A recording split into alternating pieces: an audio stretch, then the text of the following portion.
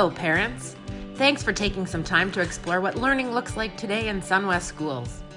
For the past few years, we've been using some terminology and language that you might not be familiar with, and we're hoping that this video helps you make sense of it all. We believe that your child is unique. We know that he or she has strengths, interests, and skills that set them apart from their peers. We know that they learn differently and at a different pace than those sitting next to them. They might prefer group work to explore certain topics, but need quiet, independent time to fully grasp others. And we appreciate that they might learn best by standing or sitting cross-legged on the floor rather than at a desk. In SunWest, we embrace all of those qualities and learning styles and are working with our students to create learning environments that allow each of them to realize their greatest potential. To help us tailor our teaching strategies to fit the needs of each student, we invite their voice and choice into the decision-making process. And the term that we're using to describe how we're doing that is PeBL. So what does PeBL mean? Well, first of all, it is an acronym.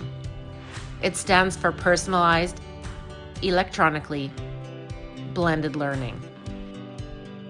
Each of those terms, personalized, electronically, and blended, represents a different way of learning and a different way of teaching. Building them all into one simple acronym, PeBL, is our way of saying, hey, in SunWest we are practicing them all, and they all have a place in our classrooms. We use our acronym of PeBL to also refer to this learner-centered process that emphasizes the gradual and deliberate transfer of responsibility between teachers and students. So, what does that mean? Well, let's break it down and look at each aspect of that definition. Learner-centered means that decision-making centers around and is driven by the best interest of each individual learner. Process: a series of actions or steps taken to achieve a particular end. Transfer of responsibility. In a traditional learning environment, most decisions are made by the teacher. In a personalized environment, students take on increasing responsibility for their learning. Research shows that this transfer of responsibility results in more engaged learning, higher motivation levels, and greater success. However, we know that in order for it to be effective, we must do so deliberately and gradually. Deliberate, by definition, means to do intentionally, carefully, and with thought. And gradual means slowly or by degrees. It does not imply 100% or right now. We'd also like you to think about the word between. Between means the space separating 2 points. It does not suggest one way or the other. In the case of PeBL, we are often working to shift responsibility from educator to learner, but for any number of reasons, it can shift back as needed. Does that make sense? When we talk about PeBL, we are talking about learner-centered processes that facilitate the gradual and deliberate transfer of responsibility between teacher and student. Preparing our students to take on more responsibility means equipping them with the skills and creating the environments in which it is safe to do so. We see this development work happening in 3 parts: culture building, character building, and skills and knowledge building. When it comes to creating a PeBL-ready school culture, we use a 7-point framework called Reorder to identify specific areas of focus. Each school has Reorder posters hung throughout their classrooms and hallways to highlight the 7 elements: relationships, environment, opportunities, resources, distribution of leadership, evaluation, and recognition.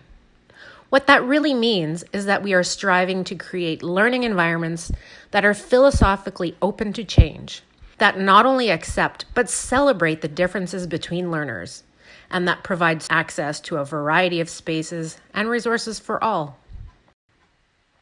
We focus on character building because without those critical traits and habits, such as self-regulation, grit, and perseverance, Students are rarely in a position to be effective when given more voice and choice in their learning. In SunWest, we use a variety of great tools to help us explicitly teach character. 21st century competencies, zones of regulation, and the Character Day periodic chart are just a few tools being used to identify specific elements of character that we hope our learners will embody. Each SunWest school may use a different tool, and that's great, so long as there is a growing understanding of the importance of good character amongst our students. We encourage you to ask teachers or your students what character development looks like in your school. Skills and knowledge building is about great teaching practices, of which we have endless examples and models already in our classrooms. In this video, we are going to look at some of those strategies and illustrate how they can be used to transfer responsibility between student and educator. Let's first take a look at where. In other words, the spaces in which learning occurs. As an educator, we ask ourselves, where do students need to be to do their best work? Where might they like to sit, or lay, or bounce, or perch, or huddle? To read, write, use technology? For students who work best alone, are there places conducive to independent work? Does the learning environment accommodate group work? Can I work with students one-on-one? We might also consider the decor or feel of the spaces. Are there carpeted areas, draped or tented areas, throw pillows, spaces with multiple heights? Is the lighting adequate? Inviting? Are there windows or places for natural light to enter the room? And what is the temperature of the space? Perhaps there are options to learn outside of the classroom. These same questions can be asked when it comes to libraries, computer labs, hallways, or even outdoor spaces. We know that students will have much to say about the spaces where they work, so we try to co-create these spaces together. The second consideration is when. The time, pace, and duration in which learning occurs. Here, teachers might ask questions like, are there goals around the pace and duration of the learning? Do the students have choice in how long they must work on a particular task? Can they work on it during class time only, or can it be done outside of those hours? If they don't complete this task in the allotted time, are there supports in place to help them? If they complete this task early, are there opportunities to extend or master the skills or knowledge base? How refers to the resources from where skills and knowledge are obtained. Are students encouraged to use a wide variety of sources? Do they have access to an assortment of materials in both hard copy and digital formats? Would it be helpful to watch a demonstration or reach out to a local expert, or perhaps go on a field trip? It is important to remember that technology may or may not be the best tool to use in any given situation. Who is the fourth consideration, with or from whom one learns. Are the students given a choice to work independently or in a group? Can they choose the members of their group, and if so, based on what criteria? Similar interests? Opposite or complementary skill sets? Do they understand enough about their learner profile and that of their peers to make educated choices about who can best support or challenge them in completing the task? Or in this situation, is the educator the best support? Would this student benefit from face-to-face time? Asking who also prompts learners to consider seeking assistance or expertise beyond an immediate circle of peers. Older students, parents, and community members can provide great insight and perspective. What can be one of the more difficult or less often considered areas in which to invite student voice and choice? The approach a learner uses to meet curricular outcomes. Are the students invited to choose what approach they use to explore a particular outcome? Do they have a say in whether they choose to tackle a problem or ask an open-ended question and dive into the research, or create a physical solution to build something as a way of learning. Within the what headspace, we might also ask, in what ways are students invited to demonstrate their learning? Is there an exam? Do students submit assignments? Create a project of some kind? Is there an oral component? Do they have choice in how they provide evidence of their work or how it is assessed? And the final, and perhaps most critical consideration, is why. Encouraging students to be mindful of why they are learning helps us develop a broad understanding of the connections between themselves, the content, and the world.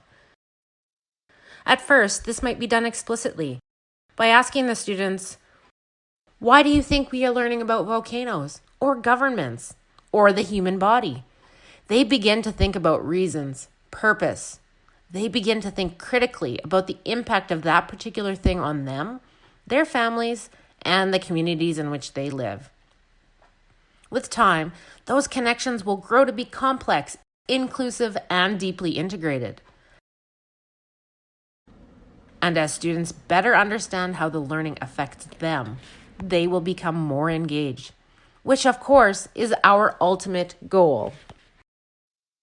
Does that make sense? Do the 6 W's help you to better understand how and why we transfer responsibility between students and educators? We hope so.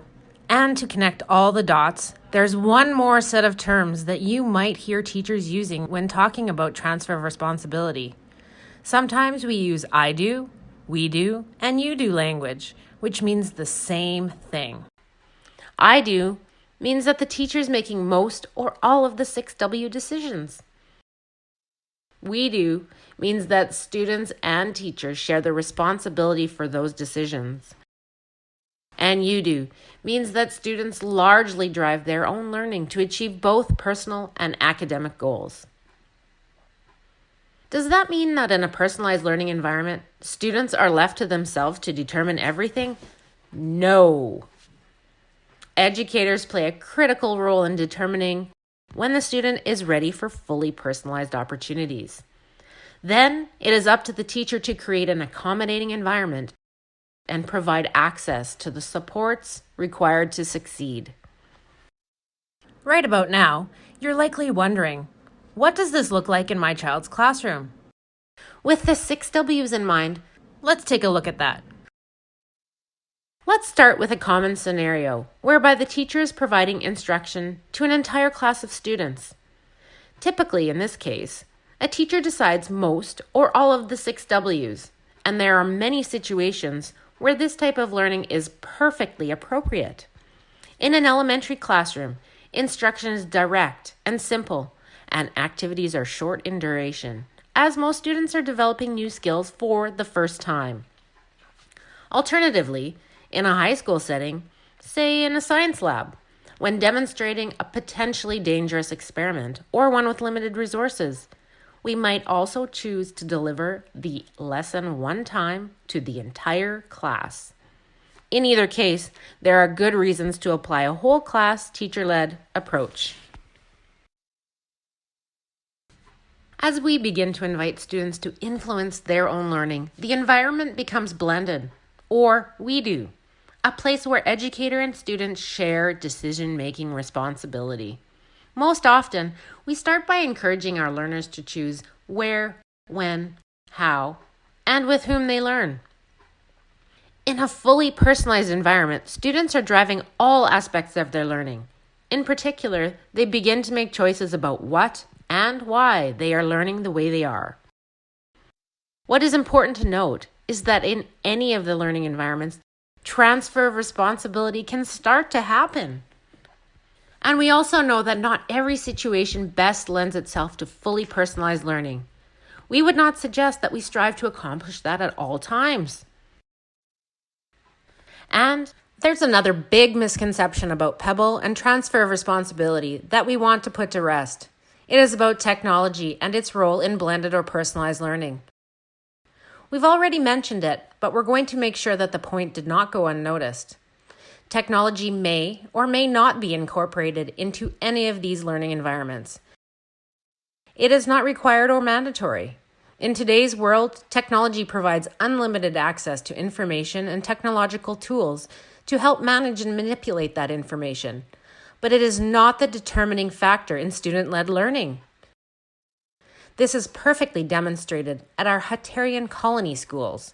They are making great strides towards personalized learning, and all but one of those colonies abstain from using technology altogether. Technology is a tool or support, not a strategy. So, what can you do to support your child's learning journey? Ask pointed and thoughtful questions about their day, their classroom, and their school. What do they know about themselves as learners? How do they learn best? What are their strengths, challenge areas, preferences? Some schools have used digital tools to help capture these student profiles, and others have them on paper. Perhaps your child can tell you, or even show you, what they know about themselves and how they apply that knowledge to do their best learning. What did they study at school today? How did they learn about a topic? Did the teacher talk about it? Did they do research independently? In groups? How are they showing what they have learned? Did they get to choose who they worked with? Where they worked? What choices did they make? And why? Ask your child's teacher, principal, or PeBL mentor what blended or personalized learning initiatives are happening in your school. It will look different in every classroom and in every school because they too are on their own unique journey. Arm yourself with more information about PeBL and personalized learning. Visit www.sunwestpebble.ca and read more. Watch videos that our educators have created and shared about PeBL in their classrooms. And please know that you are welcome in our schools. We invite you to observe your child's classroom. Look at the walls in the school, feel the energy, and experience the reorder culture. There is no better way to understand what's happening than to see it, hear it, and experience it for yourself. Connect with your school community council. Ask them what personalized learning initiatives they are aware of and how you can engage or support your school's progress. As research data demonstrates, personalized learning results in highly engaged learners, a deeper foundation of knowledge, and a refined set of interpersonal skills. We are working to ensure that all of our schools and all of our students are headed in this direction. We know that we've given you a lot to think about. This video, along with a host of other information, can be found on our website if you'd like to further explore these concepts on your own. If you have questions today or later, once you've had a chance to process, please don't hesitate to ask. Thank you for listening. We hope that this video has helped you understand why we are leading our schools down the personalized path. We also hope you feel better prepared to participate in conversations happening in your school and with your child. We see ourselves as your partners, walking alongside your children, members of the team that will help your child to become the learner and the person that they aspire to be. Let's do this.